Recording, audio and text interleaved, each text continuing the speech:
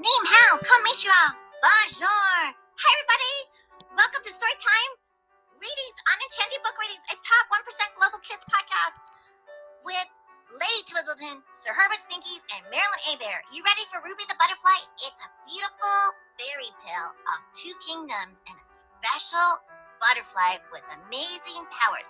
I want the story! Yeah, tell me the story! I love Ruby the Butterfly. Ruby the Butterfly, with the gold wings with rubies in them, had diamonds for antlers, and Ruby the Butterfly is the guardian of the royal treasury of the Sapphire Princess Lindsay's story.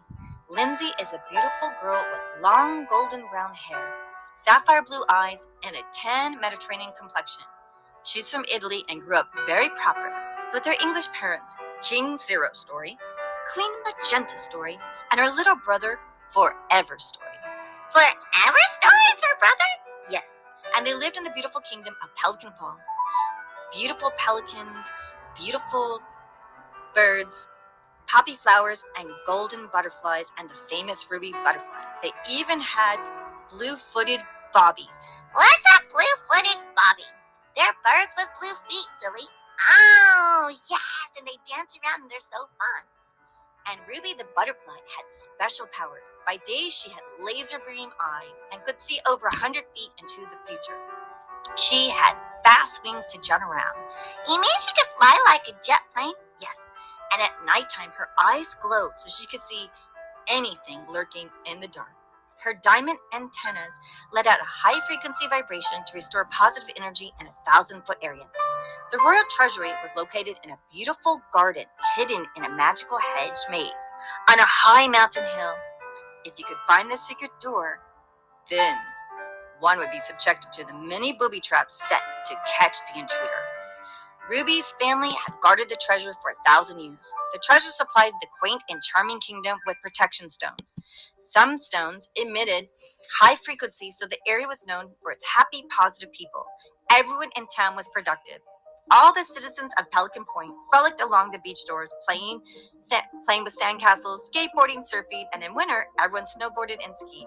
Everyone in Pelican Falls had success, and no one ever complained. They all got along with their neighbors, no matter how different they were.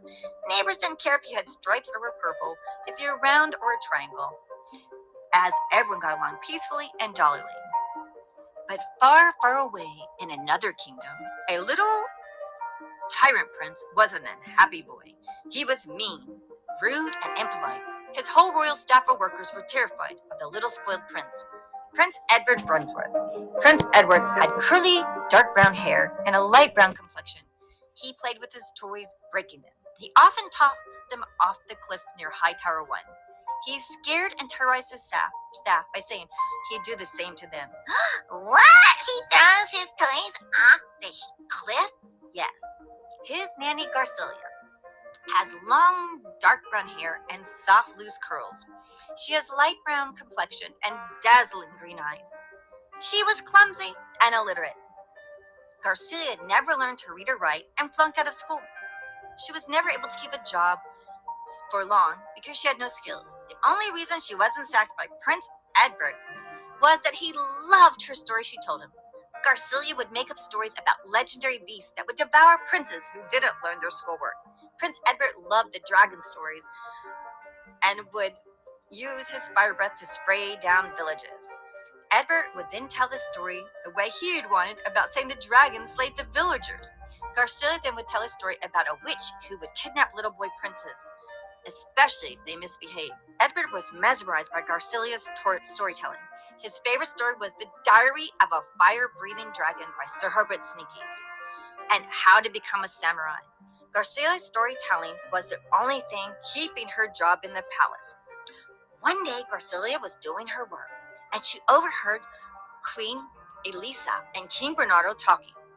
The queen wanted to replace her and bring in a well-educated nanny from the prestigious Harvard University. Yes, I think this new nanny is very refined and well-educated, said Queen Elisa.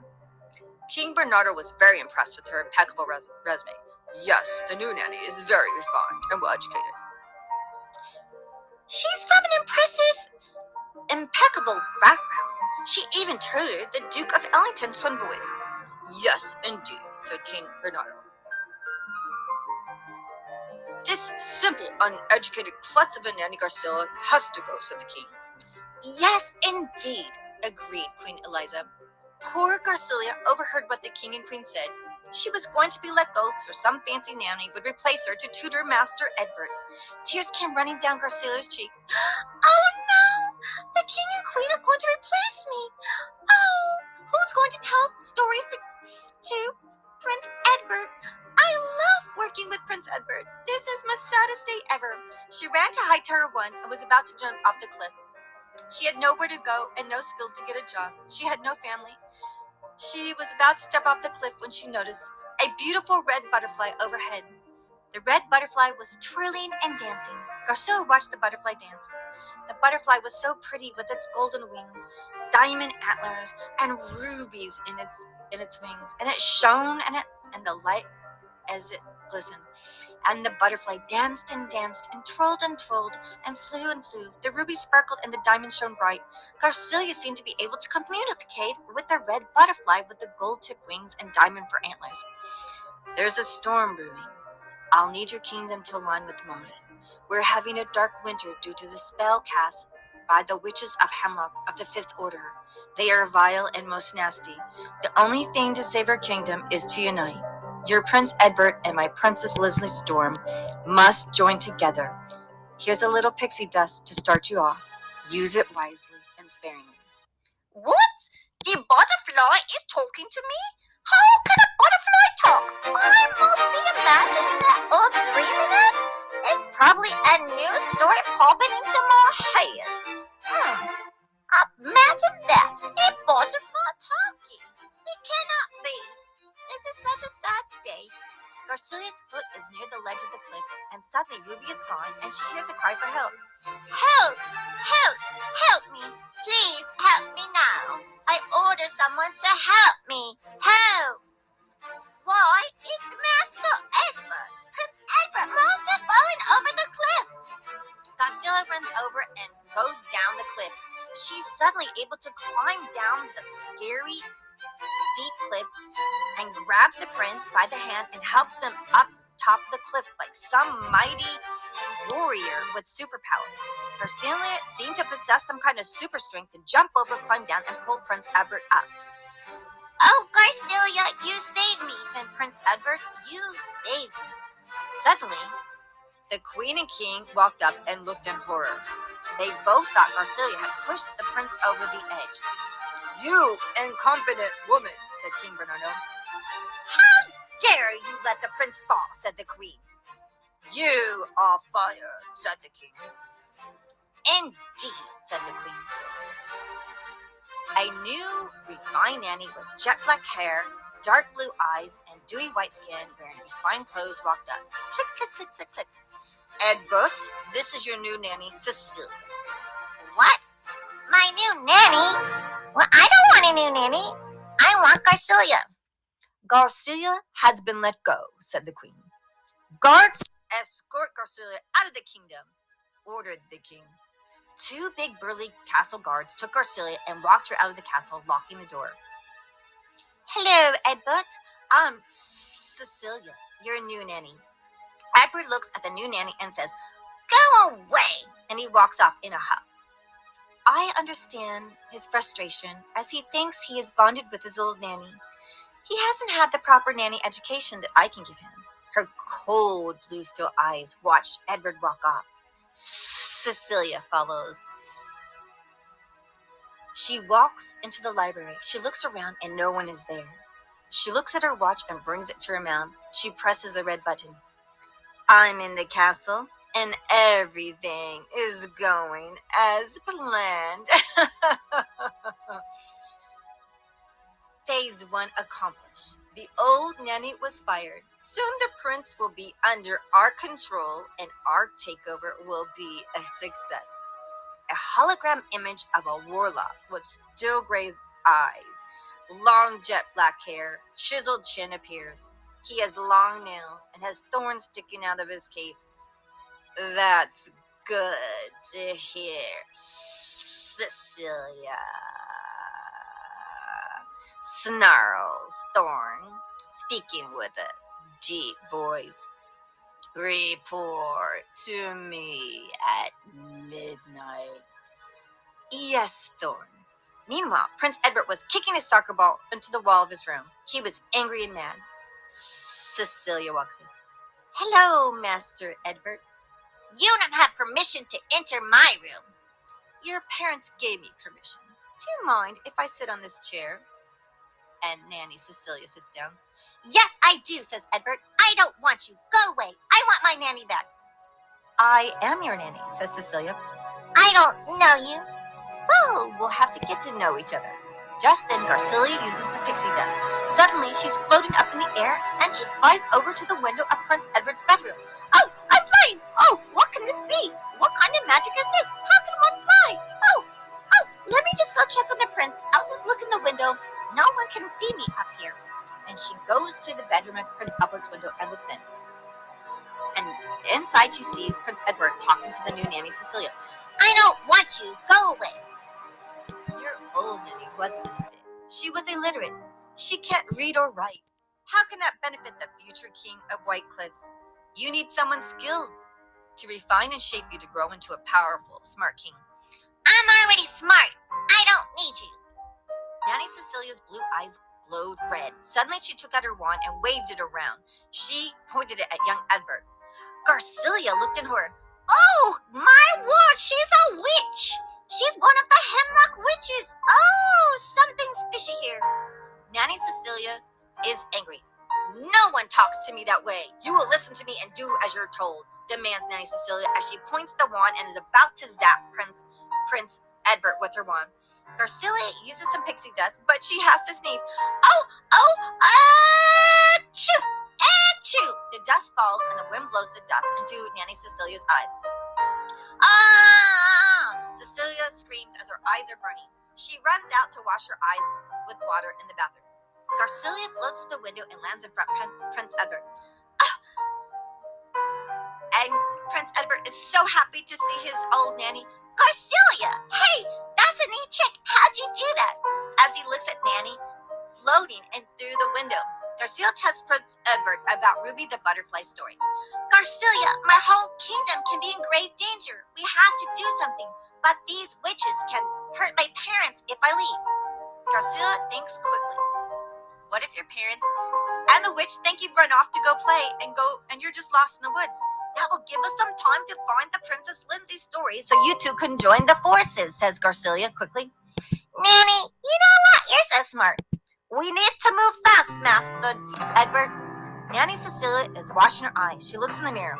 I'll get that little prince and wring his neck for this. She walks out of the bathroom and bumps into Queen Eliza and King Bernardo. How's everything going with Master Edward?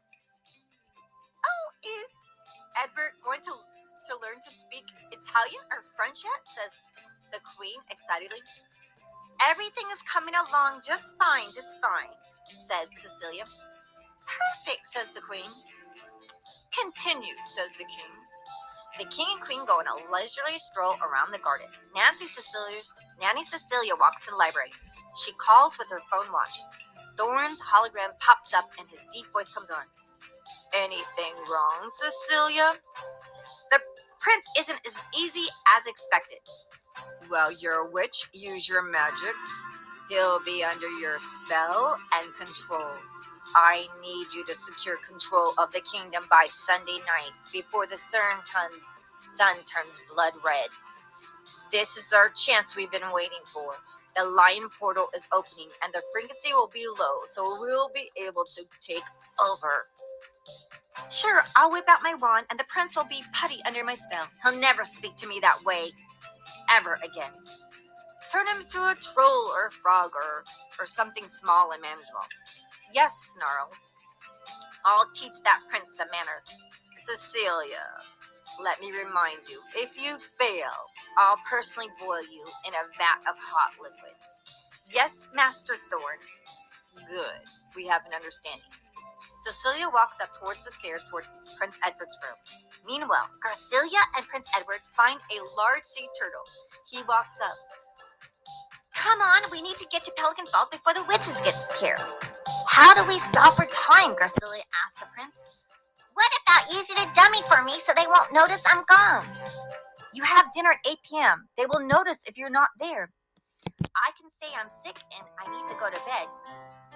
Oh, well, we need to find a dummy prince so you're not to alarm the king and queen to summon the guards that you're missing. Garcilia gets a great idea. Hey, remember that pumpkin patch story, the pumpkin ghost story I told you about? She says, yeah. Well, I will point this little pixie dust at that pumpkin patch. There's a tall scarecrow and a small boy scarecrow in the pumpkin patch guarding the birds from eating the pumpkin. Great idea, Garcilia. So Garcilia sprinkles the pixie dust on the small boy scarecrow. Dance, dance, come to life. Become Prince Edward's dummy until dawn tomorrow. Dance, dance, come to life. The scarecrow boy comes to life. He was a big dummy, but was sweet. Hello? Hello? I need you to pretend to be Prince Edward until dawn tomorrow. Hello, said the dummy. Pretend. The scarecrow boy was clueless. It's the best we can do, Master Prince Edward. Oh, and Prince Edward was delighted to meet the straw boy. I order you to go to my room, wear my clothes, and at dinner say you're sick and excuse yourself and go to bed. To bed. Be a prince. Go to dinner. Be sick. Ugh. I'm not sure if he gets it, Master Edward, but I think this is the best chance we have. So the turtle Sir Bentley said, we really must be going before the north winds pick up. Garcilia and Prince Edward get on the flying turtle and head to the faraway kingdom at Pelican Falls to the north. The scarecrow boy waved from down below, and they waved back. Prince Edward and Garcilia waved to the scarecrow boy. Good luck, Scarecrow. Do try your best. Try my best. The scarecrow boy, he walked around clueless and bumped into a wall. He floundered his way toward Edward's room. He finds Prince Edward's room and puts on the prince's clothes. They don't fit him well, as he is too small. Nanny Cecilia comes into the room and sees the dummy prince in his outfit. There you are. Now, I want us to get along, so here's a spell for you. Under my spell you will be. I am your commander and you will listen to me. You will do what I say or I will turn you into a rat. The dummy looks at her. Do what you say. Yes, Cecilia. Ah, that's better. Much better. But we have to do something about those clothes. Oh, gosh. That old nanny of yours can't even tailor your clothes to look like a prince. Ah, zap, zap, zap. Cecilia zaps the prince's clothes, and he looks so much better. Hurry, we'll be late to dinner.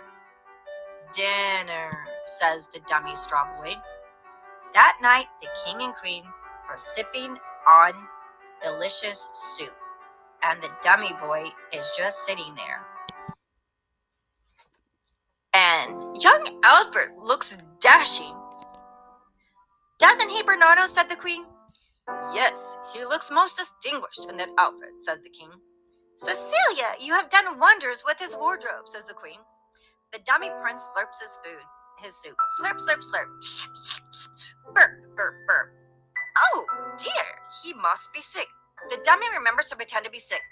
My stomach hurts. Oh, Prince Albert, you aren't feeling well, says the queen. He does look peaked, said the king. He looks very tired, probably exhausted from all of his new studies with the new nanny, right? Oh, yes, he's been studying very hard, said Nanny Cecilia.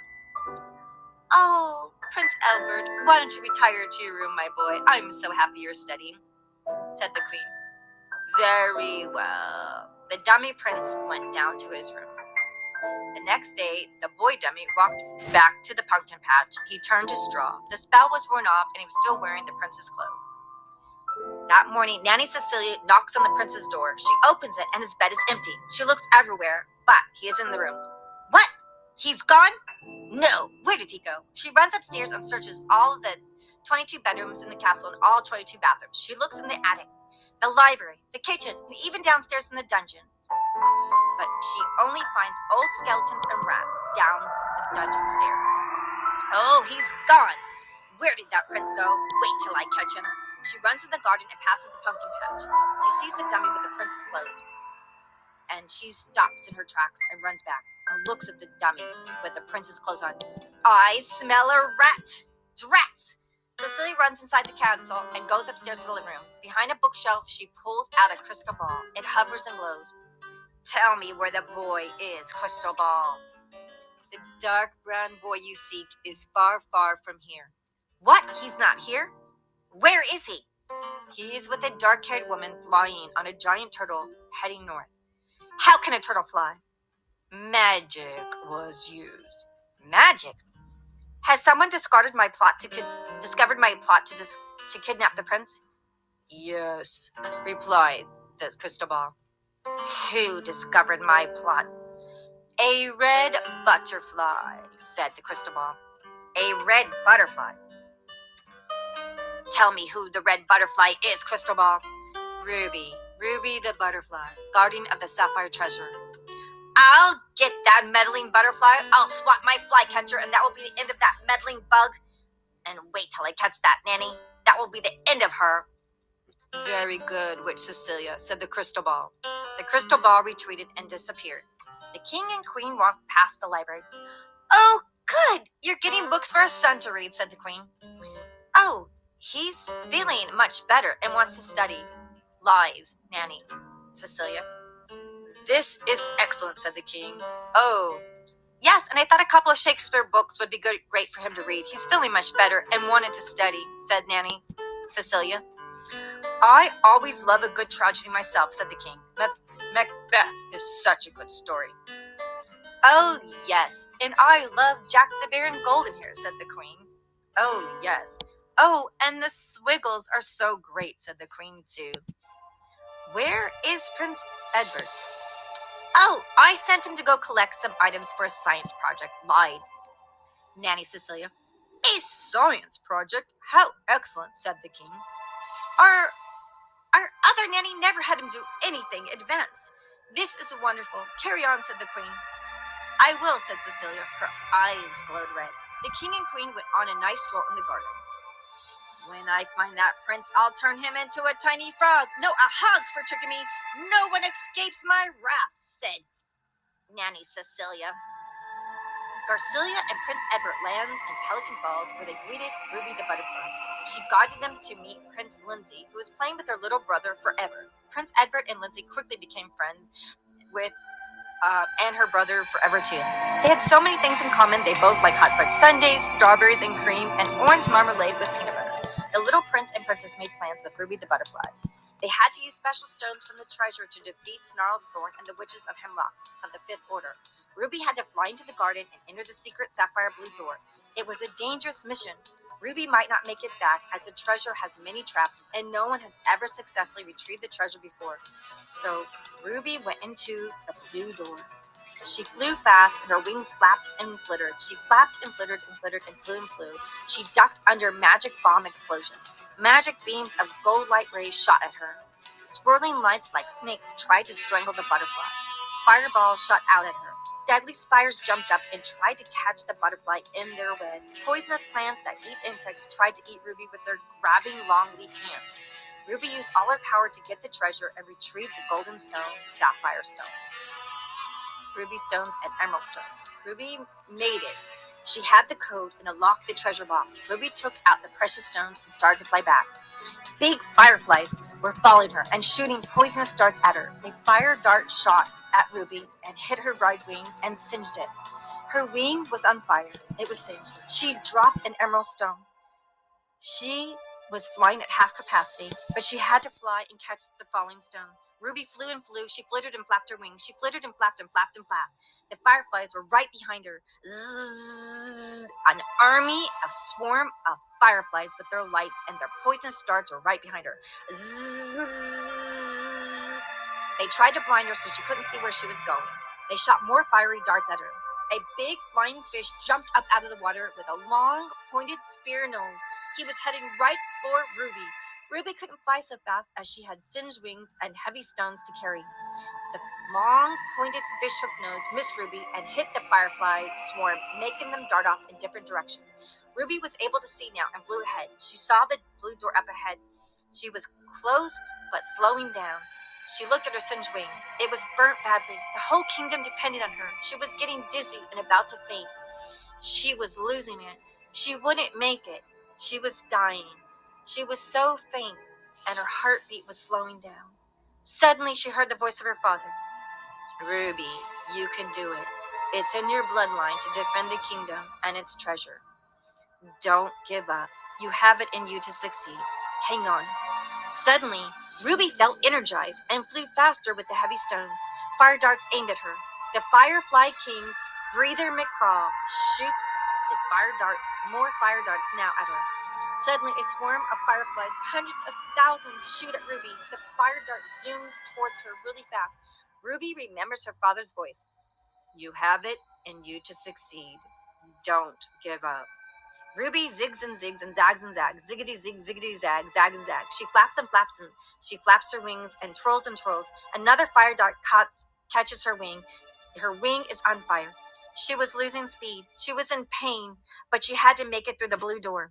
Princess Linley, her brother forever, Prince Edward, and Garcilia were all waiting and waving at her. They cheered her on. Come on, Ruby, said Prince Edward. Come on, Ruby, said Prince Linley. Come on, Ruby, said Forever. Come on, Ruby, said Garcilia. You can do it, love. You can do it, love, said Garcilia the nanny. Ruby aimed and flew and landed in Garcilia's hand. The bag of pixie dust shook and a few sparkles landed on Ruby. Quick, get the stones, said Prince Albert. Let's activate them before the warlock Snarls Thorns activates his frequency weapon. Yes, come on, everybody. So they quickly got the stones and activated them. Suddenly, Witch Cecilia flew down. No, those are mine. No one messes with me. You fooled me. That was very clever of you with the straw prince dummy. But now I will turn you into a real straw dummy along with your friends. No, said Garcilia. Witch Cecilia waved her hand, and Prince Edward jumped in front of Nanny Garcilia, and he was struck down. He fell unconscious. No, Master Prince Edward. Prince Linley and Garcilia and her brother, Forever Story, ran. Garcilia grabbed Cecilia's broom and struck her on the head. Take that, you old witch, said Garcilia. Ouch! Forever pushes the witch, and the rocks fall from the witch Cecilia's hands. I'll get you, you little brat, Forever. They took the rocks, and Princess Linley activated the rocks. Rocks, rocks, oh treasure of Pelican Falls, activate now and save my kingdom and save Prince Edward. The rocks sparkled and sparkled and sparkled, and swirls and shining light came out of the rubies and the sapphire and the golden stones. Suddenly, an army of soldiers woke from the underground. They had metal uniforms and stormed up. Cecilia looked at the army, and she waved her magical wand and zapped an army of her own to defeat the army. What an army! I am the witch of the Hemlocks of the Fifth Order, said Cecilia. Take this! She waved her wand at her army. Get them! Catch them all! Seize them, said Cecilia. The armies fought, but the Sapphire army was stronger and skilled in battle than the Skull army. They defeated the witch's Skull army. They captured Cecilia and held her down with magic. Let go of me! You let go of me! I'll get you for this, you meddling Garcilia! You illiterate woman! I will get all of you, she said as the Sapphire army held her down. Princess Linley, her mom and dad rushed to check on Prince Albert. Prince Albert is still unconscious. Will he live? Garcilia went to Ruby, who was dying. Look, something is happening to Ruby the butterfly. Ruby seems to be getting better. Everyone look. The dust. Quickly sprinkle it on Prince Albert, said Forever and his sister Lindsay Story. Garcilia took and sprinkled the last pixie dust on Little Prince. Here, I'll sprinkle the dust on the Little Prince Edward. Miss Lindsay Story? Yes, maybe this will work. Prince Edward's eyes opened, and he moved and woke up. He's awake, Garcilia. Yes. Welcome back, Prince Albert, said Garcilia. What did I miss, said the Prince Edward. A whole army fighting, and we caught your nanny, Cecilia. She's not my nanny, Garcilia is. They laughed and looked, and Ruby moved her wings. Look, Ruby's wings are moving. Ruby's coming back to life, cried Princess Linley. her brother forever?